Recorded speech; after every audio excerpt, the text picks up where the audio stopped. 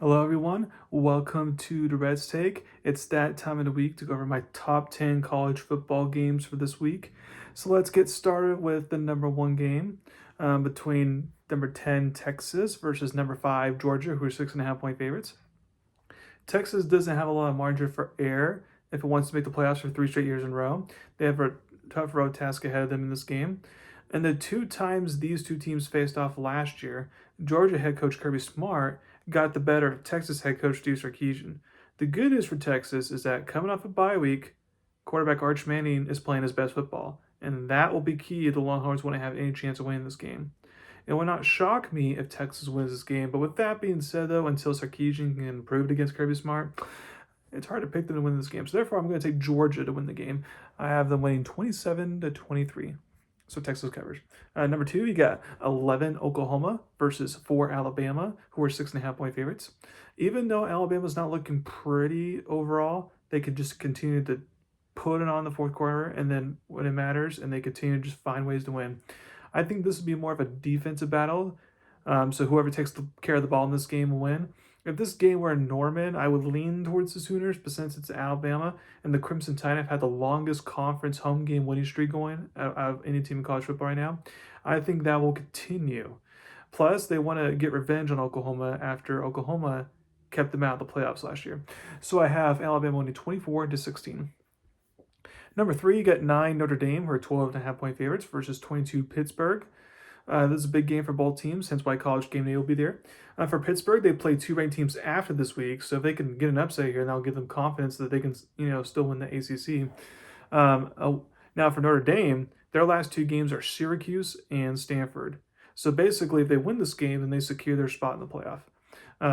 I think this game will be a competitive game. Although since the line's going up in this game, Vegas thinks otherwise. Since Notre Dame has an elite rushing attack in this game, I feel that Notre Dame just needs to run the clock out, milk the clock, win that way. Then they can do that. So therefore, I have Notre Dame just find a way to get a big win and basically secure their spot in the playoffs, unless they do an epic choke job in the final 2 weeks of the season. I have them winning 31-24. Number four, you got 21 Iowa versus 17 USC, who are 6.5 point favorites. Iowa had a chance to upset Oregon at home last week, but it barely fell short, by inches. However, the committee commends their efforts in a close loss to drop them only just one spot, despite having 3 losses now. Can they bounce back and make a long trip west and get up for another big, tough road game? I think because of Iowa's run game and defense, they won't be out of this game, especially since USC's rush defense is not that good. Plus, in California, of all the places, the forecast predicts a lot of rain. So that's the type of game Iowa wants to be in, because that means USC's going to be able to just pass the ball around, and then Iowa can shorten the game, melt the clock, make it muddy and all that. So I do feel like that favors Iowa, although I'll pick the Trojans to just find a way to get a home win. So it sets up for a big road matchup at Oregon next week. I have USC winning 20-16. Number five, you got 19 Virginia versus Duke, who are 5.5 point favorites. This is actually a big game in the ACC. I know Duke had a bad non-conference, but the Blue Devils only have one conference loss. So if they win out, they make the conference title game, and therefore they can still even make the playoffs, which is crazy as it sounds. The big game in this question is the health of Virginia quarterback Chandler Morris, who left last week's game with an injury. If he is out or severely limited, the Virginia offense can't do what it needs to do. Therefore, Duke can take advantage of that. However, for Duke, the reason why they have 4 losses, because most of the losses were close losses, but the reason why they've had 4 losses is because of all the turnovers or simple miscues that cost them games.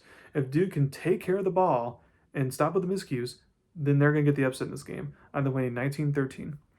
Number six, you got TCU versus 12 BYU, or 3.5 point favorites.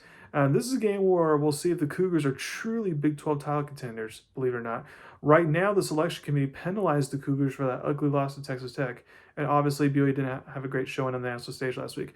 However, all their goals to have a rematch with Tech in the Big 12 title game are still within reach in front of them. They just went out, they secure their spot.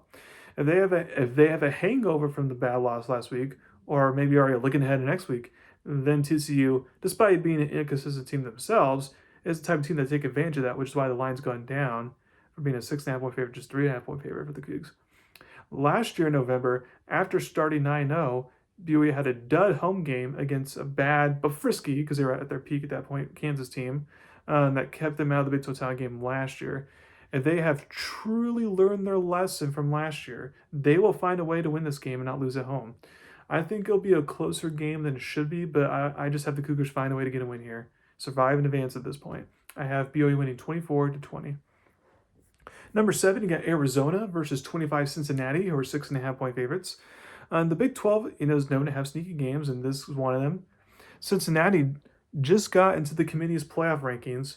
Plus, if they win out, same as BYU, if Cincinnati wins out, they get to face Tech in the Big 12 title game. So the goals are still in front of them.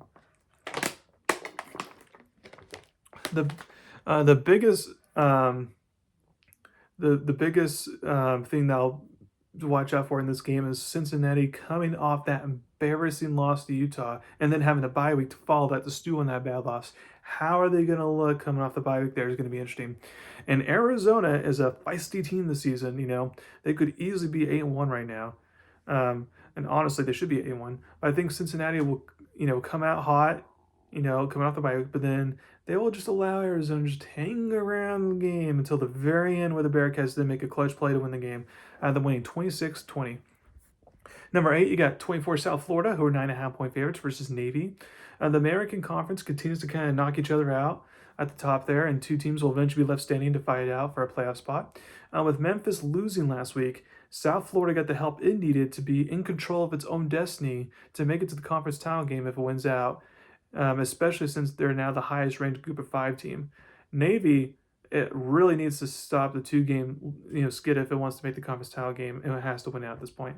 As fans saw last week, if Navy quarterback Blake Horvath is out of the game or not 100%, the offense is just not as good. So therefore, unless Horvath looks like the best version of himself, I think South Florida will come on the road and get a big win, either winning 38-24. Number 9, you got Utah, who are 7.5 point favorites versus Baylor. With BYU losing last week and mathematically the possibility of Utah sneak into the Big 12 title game and therefore the playoffs is a small number, but until that number is officially gone, they will play like they control their own destiny. Both teams are coming off a bye week. I think Utah on offense will have its way since Baylor's defense is not good, especially defending running quarterbacks, which is Utah's bread and butter. The question is, can a potent Baylor offense, especially passing offense, do enough against a Utah defense? I just don't see that happening, despite being in Waco. So I have Utah getting the win. I have them winning 37-24. Last but not least, number 10, you can go with a couple different games here, but with number 18, Michigan, who are 11.5 point favorites versus Northwestern. I feel like this is the classic game where it's like Michigan has everything in front of them if they win out, and therefore they have a chance to make the playoffs if they win out. And Northwestern, is that type of team that can play split. They play Nebraska tough. They played USC tough for the most part last week. This could be interesting. But I think they'll make it a close game, but I like Michigan to just find a way to come out and get a win. They'll win 27-20. So thank you very much for listening to my podcast today. Please subscribe to my channel to learn about me. Continue to watch NBA and college basketball as well. At some point I'll do come out with episodes about updates from those 2 leagues. But thank you very much. You have a wonderful weekend of watching football.